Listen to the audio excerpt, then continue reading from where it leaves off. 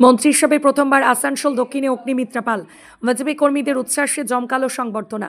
পশ্চিমবঙ্গ সরকারের মন্ত্রী হিসেবে শপথ নেওয়ার পর প্রথমবার নিজের বিধানসভা কেন্দ্র আসানসোল দক্ষিণে এলেন বিজেপি নেত্রী তথা মন্ত্রী অগ্নিমিত্রা পাল।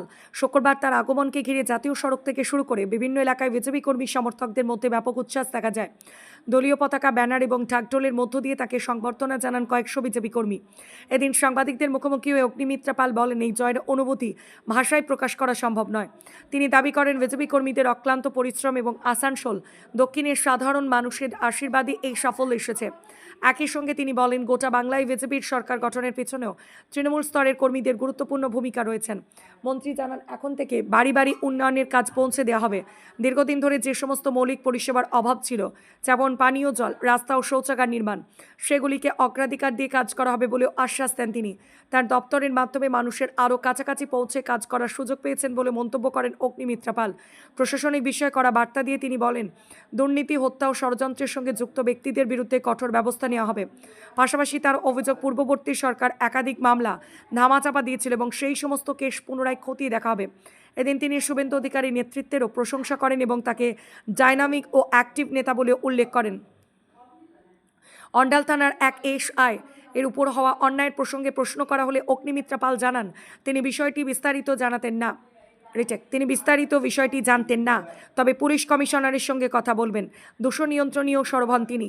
দামোদর নদ থেকে অবৈধ বালি ও কয়লা চুরি বন্ধ করার আশ্বাস দিয়ে তিনি বলেন, শিল্পাঞ্চলগুলিতে দূষণ নিয়ন্ত্রণে করা নজরদারি চালানো হবে। বিশেষ করে মঙ্গলপুর শিল্পাঞ্চলের কারখানাগুলিতে দূষণ নিয়ন্ত্রণকারী যন্ত্র চালানোর নির্দেশ দেওয়া হবে, যাতে বক্তারনগর ও পার্শ্ববর্তী এলাকার মানুষ ফুসফুসজনিত রোগ ও সিওপিডির মতো সমস্যায় না ভোগেন। প্রয়োজনে কঠোর প্রশাসনিক পদক্ষেপ নেওয়া হবে বলে হুঁশিয়ারি দেন তিনি। কার্যকর্তার জন্য আজকে আমি দায়িত্ব পেয়েছি। এই কার্যকর্তার জন্য আমি জিতেছি, আর এই কার্যকর্তার জন্য আসানসোল দক্ষিণের মানুষের আশীর্বাদে জিতেছি।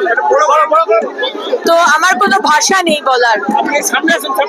এর জন্যই আজকে আমরা সরকার করতে পেরেছি সারা বাংলায়, এবং অফকোর্স বাংলার মানুষের আশীর্বাদে। সুতরাং আজকে আমাদের সরকার হয়েছে, বাড়ি বাড়িতে আমরা উন্নয়ন পৌঁছে দেবো।